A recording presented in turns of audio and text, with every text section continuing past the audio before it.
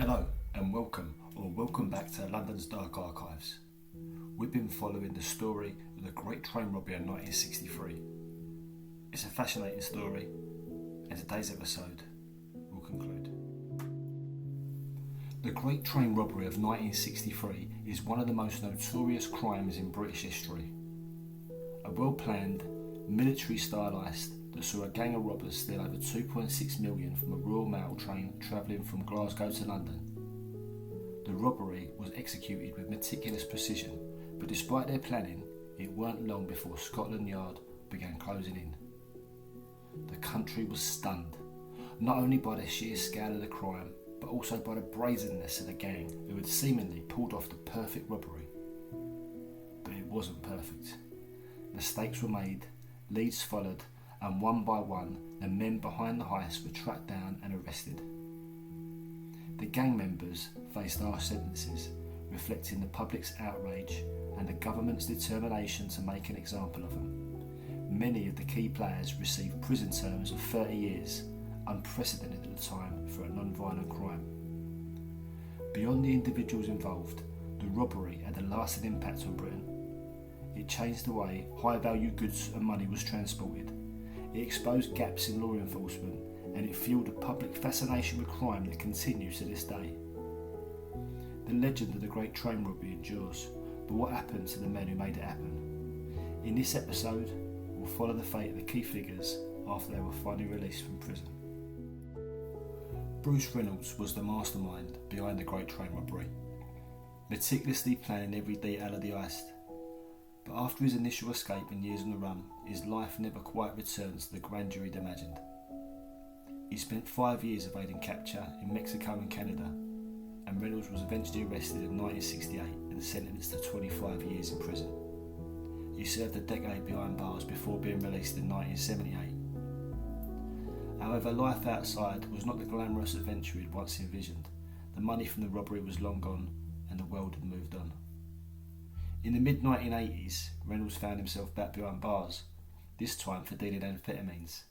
His attempts at a legitimate life never quite materialised, though he did dabble in journalism, occasionally write about crime, and even worked as a consultant for films and books about the Great Train Robbery. In 1995, he published his autobiography, Crossing the Line, the autobiography of a thief, which was widely regarded as an insightful and compelling account of his life in crime. Reflecting on his past in an interview in 2003, Reynolds admitted that from an early age he'd always craved adventure. He had initially hoped to join the Royal Navy, but poor eyesight let him down. Instead, he briefly worked as a clerk at the Daily Mail, aspiring to become a foreign correspondent, though crime ultimately became his path to excitement. Despite the thrill of his criminal exploits, Reynolds later confessed, "I've always felt that I can't escape my past, and in many ways I feel that it's been like a line from the Ancient Mariner, and that the notoriety was like an albatross around my neck." The Great Train Robbery had made him famous, leaving him trapped in its shadow for the rest of his life. Bruce Reynolds died on the 28th of February 2013 at the age of 81. He was survived by his son Nick, who had carved out a life of his own in the arts rather than crime. Despite everything, Reynolds remained until the very end a man defined by one night in 1963. Goody was one of the most prominent figures in the Great Train Robbery and played a crucial role in orchestrating the heist. Like many of his fellow gang members, he faced the full weight of the law, receiving a 30-year prison sentence for his part in the crime. After serving 12 years, Goody was released in 1975 and chose a very different path from many of the other associates.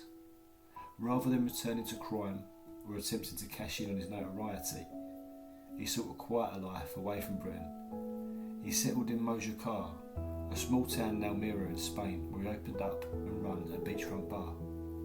The once infamous criminal faded into the background, living a relatively peaceful life on the Mediterranean coast.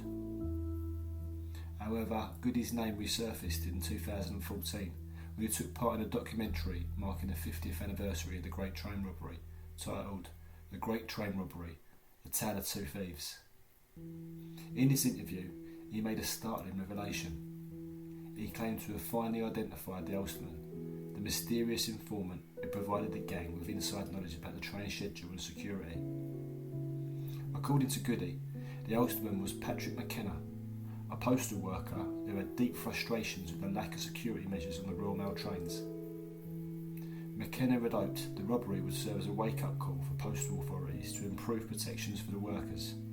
Surprisingly, the documentary suggested that McKenna never took any of the stolen money. Instead, he donated it all to the Catholic Church. Goody's claim reignited public curiosity about the Great Train Robbery, adding yet another twist to its already complex history. Investigators working on the documentary used the Freedom of Information Act to trace McKenna's past, uncovering that he'd died a few years earlier. When shown photographs of McKenna, Goody confirmed that this was the same man he'd met in the lead up to the robbery. Gordon Goody lived out the rest of his days in Spain, far removed from the criminal world that had once defined him. He passed away from emphysema on the 29th of January 2016 at the ripe old age of 85. His death marked the end of another chapter in the saga of the Great Train Robbery, but his legacy, particularly his revelation about the Ulsterman, continues to fuel speculation and debate. Charlie Wilson was known as the silent man of the gang, a key organiser of the Great Train Robbery whose ability to stay under the radar made him invaluable. But his silence did not save him from a life of crime, imprisonment and ultimately a violent death. After the robbery, Wilson was swiftly captured and sentenced to 30 years in prison. However, in 1964 he managed a dramatic escape from Winson Green Prison, aided by a group of men who broke into the facility and freed him. He fled to Canada, where he lived quietly with his family under the name Ronald Alloway for 4 years. But his luck ran out in 1968, when a simple mistake, his wife calling her parents in England, led Scotland Yard to his location. He was recaptured and returned to Britain, where he served another 10 years in the secure unit at HMP Durham. Following his release, Wilson attempted to rebuild his life in Spain. However, his connections to crime never fully disappeared. He became embroiled in the world of drug smuggling and money laundering, even losing £3 million while attempting to invest proceeds from the infamous Briggs Mat robbery. Wilson's story ended in a brutal fashion on the 23rd of April 1990. He was living in Hacienda near Marbella in Spain. There he was approached at home by a young man posing as a messenger. As Wilson was preparing a barbecue to celebrate his wedding anniversary, this messenger suddenly attacked, kicking Wilson before shooting him twice, once in the neck and once in the head. His wife Pat survived the encounter unarmed. The murder was highly professional, with the killer escaping seamlessly. It's widely believed that Wilson had been assassinated on the orders of Roy Francis Adkins, a drug kingpin who suspected Wilson of betraying him. The hitmen are thought to be Bill Skins Edmonds and Danny Scarface Ruff, both known enforcers. In a final twist of fate, Adkins himself was shot dead later that year, while Ruff met his own violent end in 1997. Charlie Wilson, a man who once helped orchestrate Britain's most infamous heist, was ultimately drawn into a far deadlier game, one where silence was no protection at all. He was laid to rest in Streatham Cemetery, his life and death a grim testament to the dangers of the criminal underworld. Buster Edwards was a key figure in the Great Train Robbery, a man who managed to evade capture for years before eventually facing justice. However, his life after prison took a very different turn. Edwards spent 9 years in prison before being released early in 1975. Unlike some of his fellow gang members who sought to stay out of the public eye, Buster took a different approach. He set up a flower store outside Waterloo's train station in London, where he'd become a familiar figure to commuters and locals alike. He briefly became involved in the media, giving interviews to Piers Paul Reed, where he made outlandish claims that the train robbery had been orchestrated by a German commando, Otto Skorzeny, and that he'd personally been the one to strike train driver Jack Mills. These claims were later retracted, but they added another layer of mystique to his story. His life was further immortalised in 1988 when the film Buster was released, starring Phil Collins as Edwards. The film somewhat romanticised his role in the Great Train Robbery and painted him as a lovable rogue, Buster himself even made a cameo appearance in the film, appearing in a scene at the airport alongside Colin's wife Jill. Despite this brief return to the limelight, Edward's later years were marked by struggles. In his personal life, he had married June Rothery in 1952 and had a daughter, Nicolette. However, the pressures of his past and ongoing difficulties weighed heavily on him. On the 28th of November 1994, Edwards was found dead at the age of 63. His body was discovered by his brother Terence, hanging from a steel girder inside a lockup in Leek Street, Lambeth. An inquest returned an open verdict, as evidence suggested Edwards had been heavily intoxicated at the time, raising questions over whether he'd intended to take his own life or not.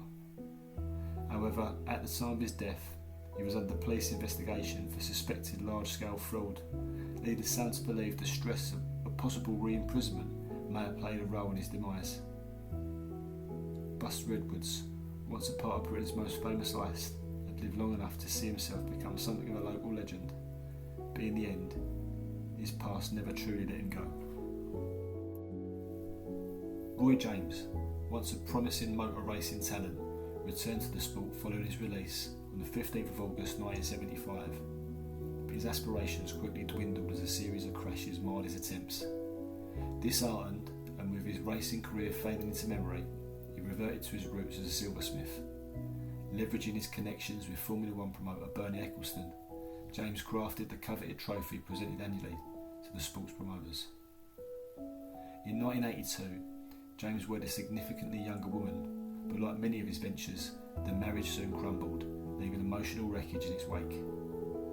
By 1983, he'd fallen into dubious dealings with Charlie Wilson, engaging in a scheme to import gold while evading excise duties.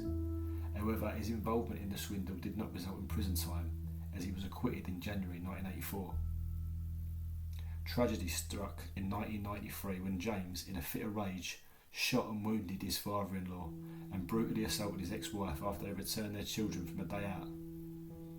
The violent episode culminated in a 6-year prison sentence, his health deteriorating during incarceration, leading to a triple bypass surgery in 1996. Released from prison in 1997, he faced another heart attack shortly after his release, resulting in his untimely death on the 21st of August. Despite being the youngest member of the gang, he became the 5th to pass away. Roger Caudry was the first of the robbers to be released. He found his fortune had already been largely reclaimed by the police. Returning to a simpler life, he worked as a florist at his sister's shop until his passing. His son Tony later revealed that his father maintained Bill Bowles' innocence regarding the robbery. Tommy Wisby stood apart from his former accomplices, as much of his stolen bounty had been safely handed over to his brothers. Upon his release, he returned to a relatively stable life in South London, with investments providing some financial security. However, he bore the heavy burden of grief from the tragic loss of his daughter, Lorraine, in a car accident during his imprisonment. Adapting to life at home alongside his wife Renee and daughter Marilyn proved challenging as he tried to reintegrate into family life. Jim Hussey, released on the 17th of November 1975, married his girlfriend Jill, who he'd met shortly before the robbery. Like Wisby, he encountered setbacks. His share of the loot was lost to a friend who'd squandered it, despite Hussey's periodic inquiries. Both Wisby and Hussey succumbed to temptation and fell into a life of crime once more, culminating in a 1989 conviction for cocaine dealing. Wisby received a 10-year sentence, while Hussey was sentenced to 7. Marilyn Wisby, in her book Gangster's Mole, recounts a harrowing incident on the 8th of June 1988 when their home was raided by the drug squad after her return from an abortion clinic, uncovering a disturbing cache of cocaine. Both women, along with Hussey, were arrested, while Wisby managed to elude capture for another year, only to be found living with another woman in Wilmslow in Cheshire. In a twist of fate, both Wisby and Hussey, through their guilty pleas, saw the women released unconditionally.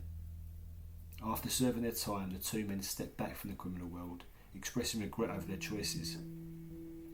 Wisby reflected, "We was always against drugs all our lives, but as the years went on, towards the end of the 70s, it became more and more the in thing.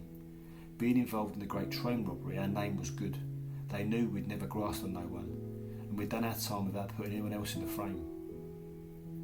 In 1989, they stood before Snaresbrook Crown Court, pleading guilty to their roles in a £500,000 cocaine trafficking ring.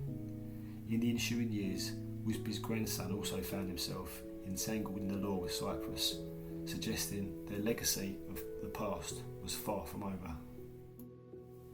The tale of the Great Train Robbery unfolds like a thrilling rollercoaster ride, filled with twists and unexpected turns.